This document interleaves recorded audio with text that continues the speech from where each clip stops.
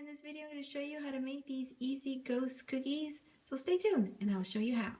Here are the things that I used. A 4-inch ghost cookie cutter. I'm using black and orange food coloring by Wilton, electric green by Americolor, and I'm using watermelon color petal dust, and I found that on eBay. Alright guys, let's get started. Alright guys, to get started I have here my white in a tip 4. You can use a tip 3.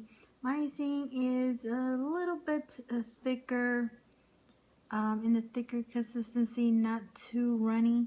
So I'm using a tip 4 so I can fill this cookie out quickly. So there's a lot to fill. And I don't want it to start drying a little too soon. As you see there, it's coming out a little bit on the thicker side. Didn't mean to do it that way, but I already have it in my piping bag, so I might as well just finish it up. So I ended up using a tip 4, but again, you can use a tip 3 depending on how your consistency is. Alright guys, just go ahead and fill it in and smooth your icing out. Alright, so after you've done smoothing your icing out, go ahead and set them aside, let them dry. Give them about 2 hours to dry, so you make sure that your surface is nice and dry, and you can go ahead and add your other colors here without having a chance of those colors bleeding into your white. So I'm going to go ahead and finish up the rest, give these some time to dry, and I'll be back.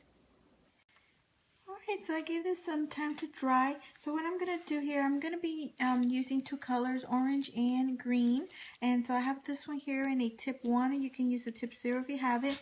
So what I'm going to do is I'm just going to make a little line from one hand to the other. And especially around here, this is the area that I want to have visible. This is going to have the string over it, so if you make an indentation accidentally, don't worry, you'll be able to cover that with your icing. But here is where I want to make sure I have my guideline, so I'm able to see that. So what I'm going to do is with my green, I'm just going to draw my line over it to cover that, and then make my little pennant, which is like a little upside down triangle. From your point of view, you'll see a triangle, but it's going to be like an upside down triangle, a little flag.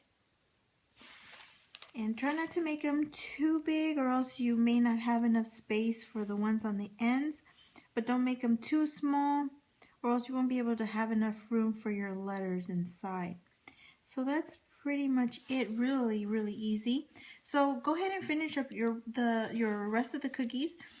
Give this some time to dry, because you want to make sure that this crust before you add the other flags, or else if you add it too quickly, they might join together and they'll lose that triangle shape. Especially here, they may the icings may join together. So just give it some time to crust. So I'm going to finish up the rest and then I'll be back.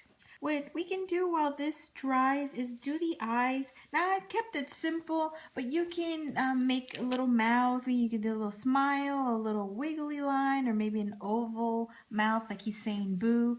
Whatever you would like. I'm just going to make it really, really simple this time. And I'm just going to do 2 little dots for the eyes, little bubbles. This is a little bit on the thicker consistency. This one here was a little bit more in the medium. So that is it. So this one's almost ready. So I'm going to go ahead and prepare my orange so I can go ahead and do the other 2. Alright guys, so I gave this some time to dry. So what I'm going to do is do the orange pennants on the sides. And while I'm giving that time to dry, I'm going to give the ghost a little bit of blush, and then I can move to the last part with it, which is the strings. So what I'm going to do now is I'm going to add my orange, and again you can change the colors. I am using a tip 1, or you can use a tip 0 if you haven't. And just go ahead and do your upside down triangle, fill it in and smooth it out. Okay, so now you do the other side.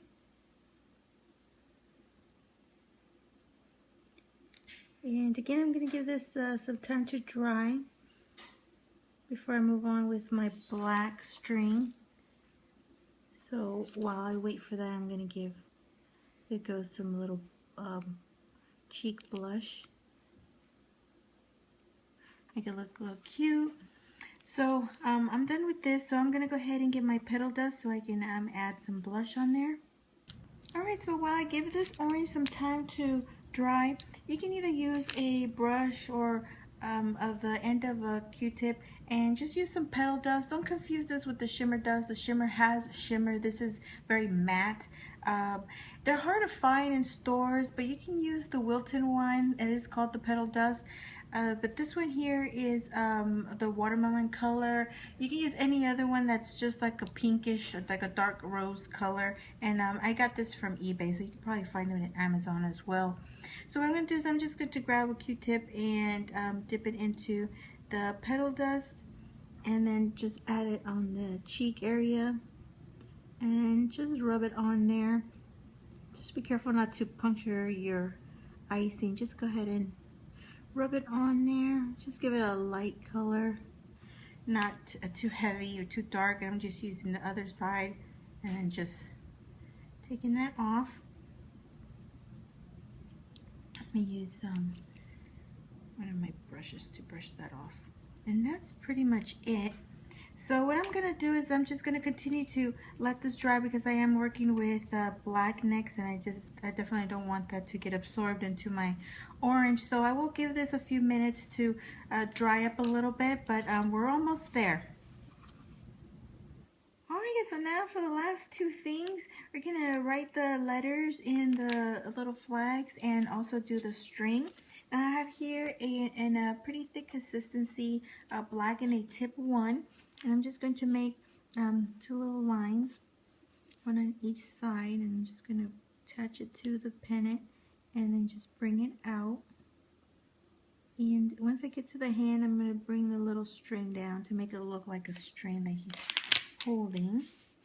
And again on the other side, attach it, bring it out.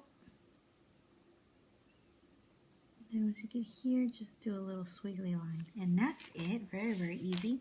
Now I'm going to go ahead and get my edible marker. You can choose any brand. I really like Americolor. You can get these on eBay, or Hobby Lobby carries them as well. So what I'm going to do here is just write B-O-O.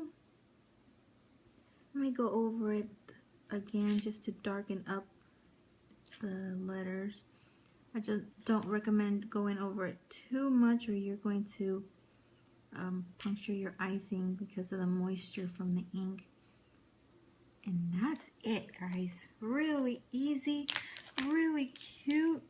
I thought these were so adorable. I had to share these with you guys. And that is it, guys. So I'm going to let this ink dry a little bit and become matte. And this black icing shouldn't take too long because it's already in a thick consistency, so it shouldn't take too long to dry. So I'm going to go ahead and finish up the rest, put them all together, and that'll be all. Alright guys, so there you have your super easy little ghost cookies. You can package these individually and give them out instead of candy to your trick-or-treaters, or send them to your child's school for their classmates. They're super easy to do, doesn't require much. I know that you're seeing here some spiderweb cookies. I am not making a video on these this year because I made one last year. So if you're interested in how to make these, just go into my Halloween theme playlist, and I have the video on there. I'll link it in the description box below to make it easier for you. But I do have a ton of Halloween theme cookies, and they're all in my playlist, and this is one of them. This one here, though, it is a 3-inch, which is a bit smaller than the one in the video. I think that one was about 4 inches or 4.5 inches. It was pretty large, but I did the same exact thing. I think even the colors are the same, and I went with these because I was already using them here, so I ended up just finishing up my icing.